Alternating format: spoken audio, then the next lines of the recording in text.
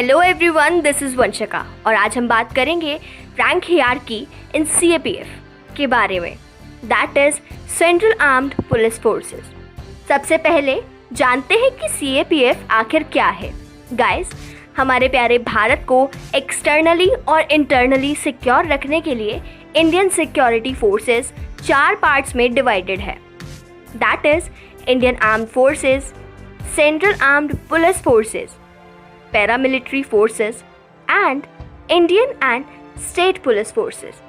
जैसे Indian arm forces हमारे देश को एक्सटर्नल खतरों से सिक्योरिटी प्रोवाइड कराती है, उसी तरह सीएपीएफ हमारे देश को इंटरनल खतरों से सिक्योरिटी प्रोवाइड कराती है। सीएपीएफ अलग अलग फंक्शंस और ऑपरेशनल बेस्ड पर मेनली 5 फोर्सेस में डिवाइड होती है, जैसे सीआरपीएफ, बीएसएफ, आईटीबीपी, एसएसबी और सीआईएसएफ। दोस्तों, सभी फोर्सेस को डिफरेंट लेवल पर कमांड करने के लिए रैंक स्ट्रक्चर बहुत ज़रूरी होता है और सभी रैंक ऑफिसर्स अपने अपने लेवल पर अलग अलग ग्रुप्स ऑफ सोल्जर्स को कमांड करते हैं। जैसे आर्मी में एक बटालियन को एक कर्नल रैंक के ऑफिसर कमांड करते हैं और एक ब्रिगेडियर रैंक के ऑफिसर एक ब्रिगेड को कमांड करते हैं। दोस्तों, सीएपीएफ के रैंक स्ट्रक्चर को हम 3 कैटेगरीज में डिवाइड कर सकते हैं। First is gazetted officers, second is subordinate officers and third is other ranks. दोस्तों, गस्टेड ऑफिसर्स में एक एंट्री लेवल पर फर्स्ट पोस्ट आती है जिसे असिस्टेंट कमांडेंट कहते हैं। असिस्टेंट कमांडेंट्स शोल्डर पर 3-5 पॉइंटेड स्टार्स पहनते हैं, जो कि इंडियन आर्मी में कैप्टन और इंडियन एंड स्टेट पुलिस में डीएसपी या एसीपी रैंक के इक्विवेलेंट होती है। सीएपीएफ में असिस्टेंट कमांडेंट एक कंपनी को कमांड करते हैं। कंपनी बेसिकली 80 to 250 सोल्जर्स का एक ग्रुप होता है। फिर आती है डिप्टी कमांडेंट रैंक। इनके शोल्डर पर एक अशोक स्तंभ लगा होता है, जो कि इंडियन आर्मी में मेजर और इंडियन एंड स्टेट पुलिस में additional superintendent of police rank के इक्विवेलेंट होता है।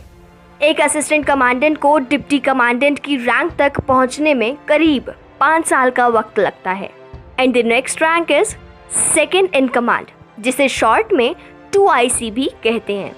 इनके शोल्डर पर एक 5 pointed star with national emblem of India लगा होता है, जो कि इंडियन आर्मी में लेफ्टिनेंट कर्नल और इंडियन एंड स्टेट पुलिस में सुपरिटेंडेंट रैंक के इक्विवेलेंट होता है।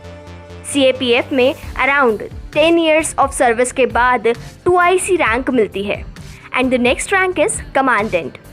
इनके शोल्डर पर 2 5 pointed stars with the national emblem of India लगा होता है, जो कि इंडियन आर्मी में कर्नल और इंडियन पुलिस सर्विस में सीनियर सुपरिटेंडेंट रैंक के इक्विवेलेंट होता है।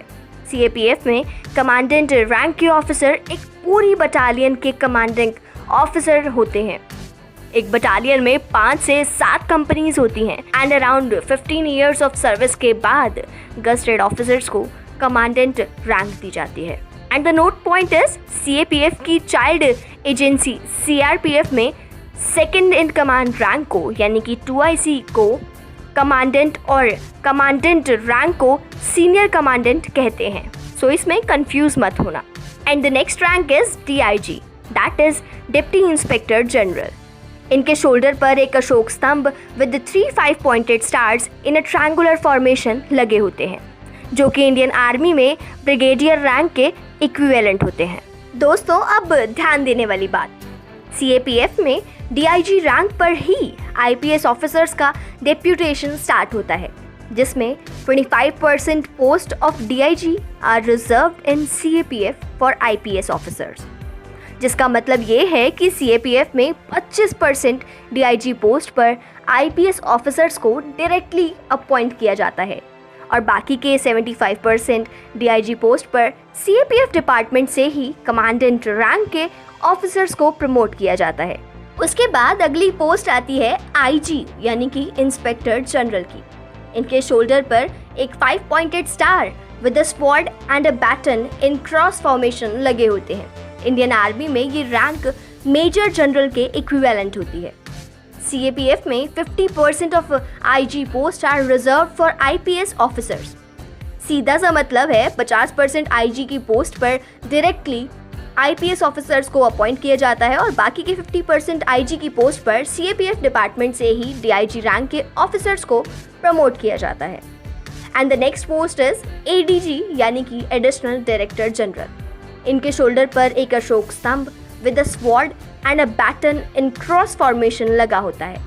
इंडियन आर्मी में ये रैंक लेफ्टिनेंट जनरल के इक्विवेलेंट होती है और सीएपीएफ में इस पोस्ट की 75% वैकेंसीज आईपीएस ऑफिसर्स के लिए ही रिजर्व होती है। और ADG is the last post जहां तक एक कैडेट ऑफिसर प्रमोट किए जा सकते हैं, यानी कि इस पोस्ट के बाद सीएपीएफ में डिपार्टमेंटल एंट्रीज बंद हो जाती हैं।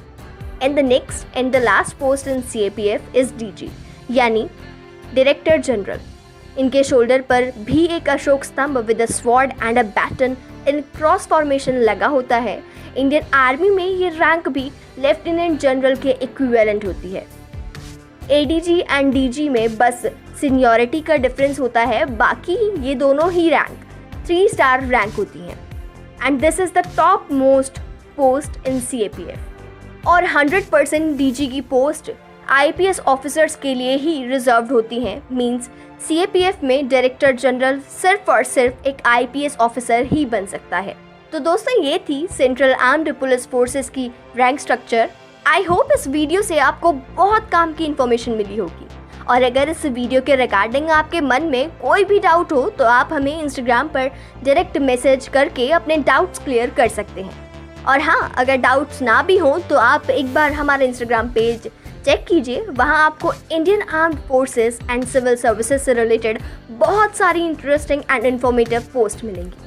और दोस्तों अब हमने अपना टेलीग्राम चैनल भी शुरू कर दिया है जहां हम आपको गवर्नमेंट एग्जाम से related study material audio, video and PDF format में फ्री में प्रोवाइड करवा रहे हैं, like NCERT and standard books for UPSC, CSE, daily current affairs, English vocabulary, daily newspapers like the Hindu, the Indian express, financial express, Jansatta and Dainik Jagran. और हमारे Instagram page और Telegram channel का link आपको वीडियो के डिस्क्रिप्शन में मिल जाएगा। और हाँ, इस वीडियो को लाइक एंड शेयर और हमारे चैनल गेट अपडेट्स को सब्सक्राइब करना ना भूलें। और मैं मिलूंगी आपसे एक और इन्फॉर्मेशन से भरी नेक्स्ट वीडियो में। So thank you guys, thanks for watching this video and may God bless you all.